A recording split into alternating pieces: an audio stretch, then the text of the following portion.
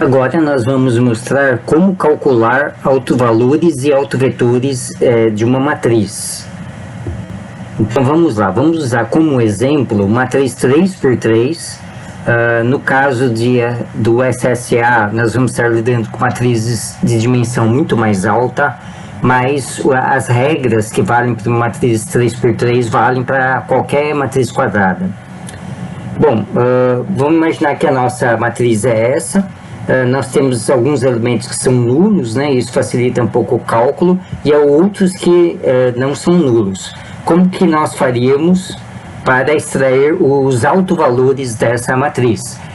Os autovalores correspondentes podem ser calculados igualando-se a zero o determinante de uma matriz obtida, subtraindo uma quantidade lambda de cada elemento da diagonal principal. Então nós vamos pegar aquela matriz, todos os elementos da diagonal principal nós vamos subtrair lambda, o mesmo lambda. Este lambda vai ser o nosso autovalor, e vamos pegar o determinante dessa matriz que resultou dessa operação e igualar a zero. Então essa operação matemática vai nos dar valores dos autovalores de lambda. Então vamos lá. Então se nós virmos aqui, dá para verificar, lembrando de como que calcula o determinante de uma matriz. Você tem que repetir as duas primeiras colunas aqui e multiplica ao longo os elementos da diagonal principal, depois multiplica os elementos dessa diagonal e depois multiplica os elementos dessa diagonal aqui e somam todos. Depois você multiplica os elementos dessa diagonal, que é a diagonal inversa, e subtrai. Também multiplica os elementos desta diagonal aqui, subtraindo, e os elementos dessa diagonal aqui, subtraindo. Mas como nós temos este elemento 0, este elemento 0, e esses dois são 0, todas as multiplicações em diagonais inversas vão ser nulas, e também aquelas de diagonal assim também vão ser nulas, exceto a diagonal principal. Então o resultado dessa operação de calcular o determinante vai ser simplesmente o produto desse termo com esse termo e com esse termo, ou seja, os três termos da diagonal principal. Esse resultado é particular, não seria assim se esses elementos aqui não fossem nulos. Se fosse esse o caso, o determinante ia ter vários termos, né, considerando as multiplicações em todas as diagonais. Bom, o resultado que nós vamos ter para essa matriz específica seria esse, ó, esse que são o resultado da multiplicação desses elementos da diagonal principal. 1 menos lambda, menos 1 menos lambda, menos lambda. Esse é o produto dos três elementos dessa diagonal aqui. Mas ainda vamos ter esta diagonal aqui, que tem também todos os elementos não nulos. Aqui seria a raiz de 2 vezes raiz de 2 vezes 1 menos lambda, que fica aqui, né? Então você tem raiz de 2 vezes raiz de 2 dá 2, então fica 2 vezes 1 menos lambda. E como é uma matriz, uma diagonal que não é paralela à principal, eu tenho que subtrair. Então que fica menos 2, 1 menos lambda. E esse é o resultado do determinante, eu tenho que igualar isso a zero. Reparem que aqui eu vou ter uma equação de terceiro grau, porque nesse termo aqui o lambda multiplica 3 vezes, então em algum lugar vai aparecer um lambda ao cubo. Então essa é uma equação de terceiro grau, vai admitir 3 raízes. E calculando as raízes desse polinômio de ordem 3, nós temos os valores menos 1, 1 e 2. O valor 1 é muito fácil de ver, porque 1 menos lambda é termo comum nos dois termos. Então eu posso colocar 1 menos lambda em evidência, e o resultado disso aqui vai ser 1 menos lambda em evidência, que multiplica uma equação de segundo grau. E aí basta extrair as raízes dessa equação de segundo grau, vou chegar aos valores de menos 1 e 2. Portanto, a quantidade de raízes total que eu tenho vai ser 3, vão ser 3 valores diferentes, que vão corresponder a 3 autovalores diferentes daquela matriz original. ok? Então, estão calculados os autovalores, agora vamos calcular os autovetores. Cada autovetor que eu vou ter, porque vão ser 3 também, né? Já que a matriz é 3 por 3, vamos chamar de φ1, φ2 e φ3, ou então, como está naquela formulação tirada do artigo do Gill, do SSA, ele usa ρ1, ρ2, ρ3, quer dizer, um ρ de ordem K, né? Então eu vou ter um autovetor desse para cada um dos autovalores encontrados. E como que nós achamos os autovetores? Nós temos que pegar a matriz original, multiplicar por uma matriz coluna de 3 elementos, já que a matriz original é de ordem 3, igualar isso ao valor do primeiro autovalor vezes a mesma matriz coluna. Então essa matriz coluna vai ser o nosso autovetor que corresponde ao autovalor menos 1. E ele é fruto dessa equação que nós chamamos de uma equação de autovalores, porque a operação da matriz original sobre esse autovetor reproduz esse autovetor a menos de uma constante, né? Então, aqui nós podemos ter um sistema para D, E e F, de 3 equações e 3 incógnitas, e nós podemos calcular D, E, F, ou pelo menos, se não forem relações independentes, podemos colocar um elemento desse, da matriz coluna, em função do outro.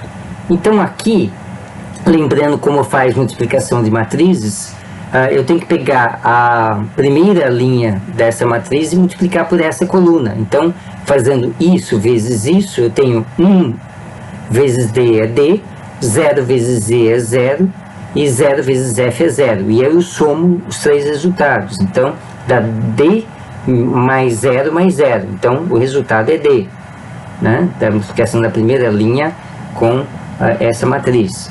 Isso tem que ser igual a menos 1 vezes o primeiro elemento, que é o D. Então, fica D igual a menos D.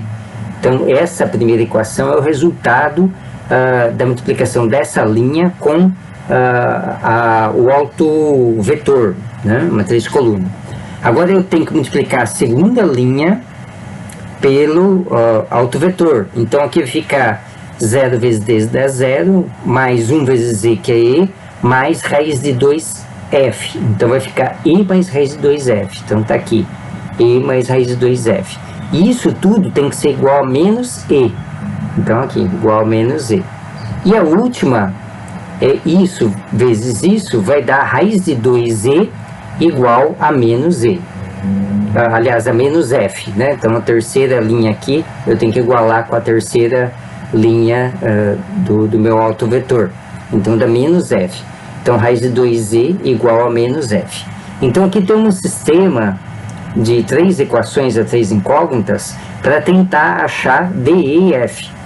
Bom, nessa primeira relação, eu tenho que D tem que ser igual a menos D, qualquer que seja o D, só que o único D que satisfaz essa igualdade é o 0, né? Então, qualquer outro número diferente de 0, eu não vou ter essa igualdade de D ser igual a menos D. Então, daqui eu tiro que D é igual a 0. Contudo, se eu examinar essas duas equações, eu vou ver que elas são iguais, né? Então, se eu passar o E pela lado de cá somando, vai dar 2E mais raiz de 2F igual a 0. Então, se eu passar o raiz de 2F para lá, vai dar menos raiz de 2F. E aí eu passo 2 para baixo, ou então a raiz que está aqui, aqui para baixo, fica 2 sobre raiz de 2, dá a raiz de 2. Então, essa equação aqui é exatamente igual a essa. Então, eu não posso extrair os valores independentemente de E e F a partir dessas duas equações, porque na verdade eu tenho a mesma equação. Então tudo que eu posso fazer é deixar um em função do outro. Então aqui nós deixamos o F em função do E. E aí nós vamos substituir na expressão genérica aqui do autovetor, no lugar do D vamos colocar 0, o E vamos deixar E mesmo, e no lugar do F vamos colocar menos raiz de 2E. Então, esse resultado é reproduzido aqui. Então eu vou chamar de ρ1 o primeiro autovetor que eu vou extrair da matriz. Bom, pelas expressões anteriores eu não consegui determinar o E, mas se eu impor que essa matriz tem que ser uma matriz normalizada, o que eu terei que fazer? Eu terei que fazer o produto dela por ela mesma, teria que ser igual a 1. Isso aqui é uma condição de normalização da matriz, do autovetor. Por que nós vamos fazer isso? Qual que é o sentido, o significado do autovetor para uma matriz? Cada autovetor, a intenção geral é calcular o conjunto de autovetores associados àquela matriz. Esse conjunto de autovetores vão fazer o papel de um conjunto de vetores no espaço que geram um espaço. Então nós vimos, por exemplo, o conceito de espaço de fase. Qual que é o espaço de fase? É o espaço constituído pelas variáveis importantes do sistema. Então em cada eixo eu tenho uma variável diferente. Então cada um dos autovetores vai representar um dos eixos diferentes, né, do meu sistema. Então, eu gostaria de ter um espaço que é formado por vetores que são ortogonais entre si e que tenham o módulo 1, porque aí eu posso indicar apenas a direção daquele vetor, né? Então, a normalização é para eu obter um versor, obter um vetor de tamanho unitário, né? Então, nós desejamos que esse autovalor tenha um valor unitário. Isso tem uma analogia com relação ao uso de funções, né? Então, quando eu estou representando dados, por exemplo, pela análise de Fourier, nós utilizamos um conjunto de senos e cossenos com diferentes frequências. Esse conjunto de diferentes senos e cossenos, eles geram um espaço de funções na qual qualquer função que eu tenha pode ser representada por uma combinação linear dessas funções. Então, os senos e cossenos de diferentes frequências se comportam como um conjunto de vetores que geram um espaço, né? Agora, aqui no SSA, no método SSA, nós vamos utilizar vetores que geram um espaço, mas que não é um espaço de funções, é um espaço numérico, né? Nós vamos usar apenas valores numéricos para criar esses vetores unitários, né? Que são os nossos autovetores. Então, uma condição que vamos impor, é que o módulo, o comprimento desse vetor seja igual a 1. Esse comprimento é uma operação matemática que nós chamamos de produto escalar. O que seria um produto escalar quando eu tenho uma representação matricial? Seria multiplicar a matriz por ela mesma, mas como nas operações de multiplicação por matrizes você tem a regra de multiplicar linhas por coluna, eu multiplico essa matriz aqui na forma linha por ela mesma na forma coluna. E o resultado disso vai ser um número. Toda vez que eu multiplico uma matriz linha por uma matriz coluna, disso resulta um número, né? E eu vou impor que esse número tem que ser igual a 1, né? Essa é a condição de normalização. Quando eu estou trabalhando com funções, o produto escalar entre funções vai ser a integral do produto dessas funções. E quando eu tenho séries temporais, o produto escalar vai ser a somatória da multiplicação de duas séries. Então, se eu tiver produto escalar entre duas séries temporais, eu vou ter que pegar o primeiro elemento da primeira série, multiplicar pelo primeiro elemento da segunda, depois somar com a multiplicação do segundo elemento dessa série com o segundo elemento da segunda série, depois somar com a multiplicação entre o terceiro elemento da primeira série com o terceiro elemento da segunda série, e assim vai. Então é uma soma de multiplicações de pares de valores que nós temos. E quando nós estamos trabalhando com espaços de tempos defasados, essa multiplicação, esse produto escalar, corresponde à multiplicação da série original com a série defasada. E é isso que gera a nossa matriz de correlação, da qual nós estamos calculando os autovalores e autovetores. Bom, pegando esse autovetor aqui, vamos normalizar ele, né? Então, impor que o produto escalar dele é igual a 1. Então, nós temos que 0e menos raiz de 2e multiplica por 0e raiz de 2e. Então, eu tenho que multiplicar 0 mais 0, mais e vezes e, mais menos raiz de 2e vezes menos raiz de 2e. E o resultado disso é esse valor aqui. Então, e vezes e dá e quadrado, menos raiz de 2e vezes menos raiz de 2e dá 2e quadrado. Então, somando e quadrado com 2e quadrado, nós temos 3e quadrado, e eu tenho que impor que isso é igual a 1. Então, ao fazer isso, eu isolo o e, então eu tiro o valor do e. O e vai ser 1 sobre raiz de 3. Então, agora é só substituir aqui. Então, nós temos essa configuração aqui para o primeiro autovetor. 0, 1 sobre raiz de 3 e menos raiz de 2 sobre 3. E aqui nós temos ele normalizado. Então, esse é o resultado final do cálculo do primeiro autovetor. E aí, para os outros autovetores, é o mesmo procedimento. Então, para o segundo autovetor, eu vou usar o segundo autovalor, que é o mais 1. Lembra-se que o primeiro era menos 1. O segundo é mais 1. Então, aqui eu vou colocar mais 1.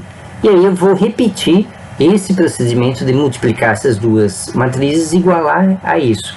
Então, aqui de novo eu tenho D. De novo não, é diferente.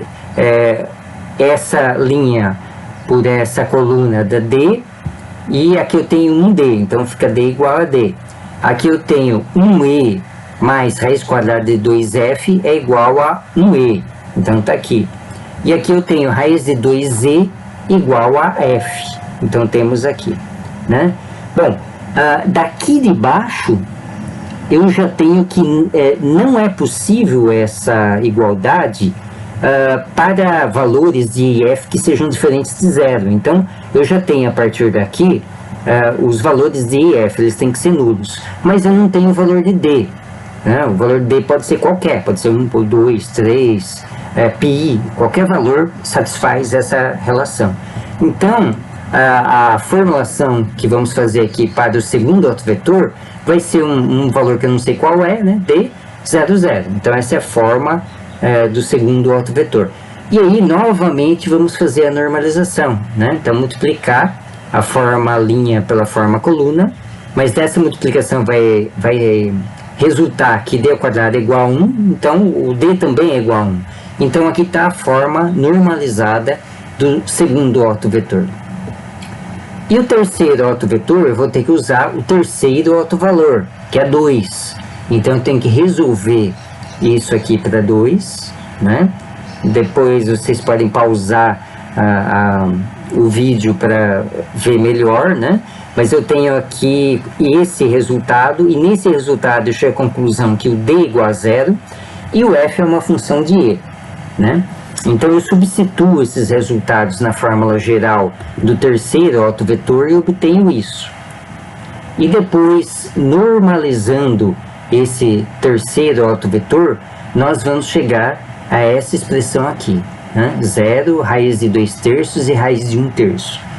Todos os elementos positivos aqui, né? Então, com esse procedimento, que pode ser repetido para qualquer ordem de matriz, nós podemos calcular os valores e autovetores. Se nós tivéssemos uma matriz de ordem 4 no lugar de uma matriz de ordem 3, né? Então, se tivéssemos 4 linhas e 4 colunas, então mais elementos aqui, da mesma forma, nós teríamos que pegar o determinante igual a 0, subtraindo-se da diagonal principal menos lambda de todos os elementos, né? Então, ao transformar essa expressão numa expressão algébrica, nós cairíamos num polinômio de quarto grau, no qual nós teríamos que achar as raízes.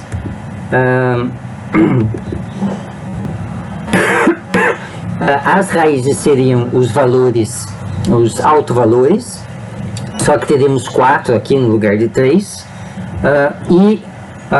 Aqui nós teríamos uma equação semelhante a essa, só que aqui nós teríamos matriz 4x4. Aqui nós teríamos uma matriz coluna com 4 elementos, né, da mesma forma aqui. E aqui cada autovalor diferente que fosse encontrado. Há matrizes, há situações em que é possível encontrar valores iguais de autovalores, e é possível também, em algumas circunstâncias, você chegar a um valor imaginário ou um número complexo, né, melhor dizendo, para o autovalor. Se chegar a um resultado que é imaginário, tem uma componente imaginária para o autovalor, provavelmente existe algum erro nos cálculos, na geração da matriz. Normalmente, quando você parte de dados reais, né, principalmente tomado em ambientes reais, né, não são dados que são gerados aleatoriamente, por exemplo, não vai acontecer de se obter autovalores complexos. Bom, finalizando essa parte de autovalores e autovetores, existe uma observação importante que diz respeito à ortogonalidade dos autovetores que nós encontramos, né? Então, lembrando-se da analogia ou da orientação, é mais que uma analogia, né? É uma representação, na verdade, de que cada autovetor corresponde a uma direção de um espaço, né? Pode ser um espaço de funções ou um espaço de valores numéricos. Eu desejo que cada um desses autovetores sejam ortogonais um em relação ao outro, né? Ou seja, que o produto escalar entre eles seja nulo. Então eu teria que ter que o produto escalar do primeiro com o segundo autovetor, do primeiro com o terceiro autovetor e do segundo com o terceiro autovetor seja nulo, tudo isso seja nulo. Lembrando que no produto escalar, tanto faz a ordem dos termos aqui, né? O produto escalar de ρ1 com ρ3 é igual ao produto escalar de ρ3 com ρ1, né? Ou seja, eu tenho ortogonalidade entre eles. Então, se o produto escalar entre dois vetores é zero, significa que um é perpendicular ao outro. Então, eu quero versores ortogonais para que cada um corresponda a um eixo diferente do meu espaço de fases, ou um eixo diferente do espaço de tempos defasados, que, de acordo com o teorema de Takens, equivale ao espaço de fase. E se nós lembrarmos das expressões que nós obtivemos dos autovetores, é fácil de constatar que se você multiplicar este por este, vai dar zero. Veja bem, quando você multiplicar esse por esse, você vai multiplicar 0 por 1, que dá 0, e esses dois elementos por 0. Então o resultado final vai ser 0. A mesma coisa multiplicar o ρ3 com o ρ2. Qualquer um dos dois, o ρ1 e o ρ3, que multiplicar com o ρ2, fizer o produto escalar com o ρ2, vai dar um resultado nulo. E também é possível observar que quando você faz o produto escalar do ρ1 com o ρ3, você vai ter 0, né? Aqui é 0 vezes 0 dá 0. Aí depois você tem 1 sobre raiz de 3, que multiplica 2 sobre raiz de 3, dá raiz de 2 sobre 9.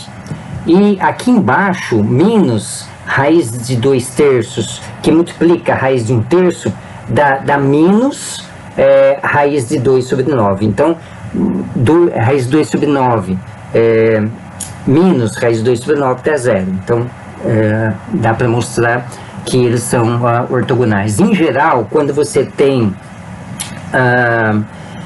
3 valores diferentes de autovetores, eles são reais, você encontra naturalmente autovetores ortogonais sem precisar fazer nada para isso, sem precisar impor ser igual a 0. Contudo, quando você tem autovalores que são iguais, então, por exemplo, uma matriz 3 por 3, ela gera um autovalor diferente e 2 iguais, então aí você possivelmente vai ter que usar a condição de ortogonalidade para encontrar três autovetores ortogonais.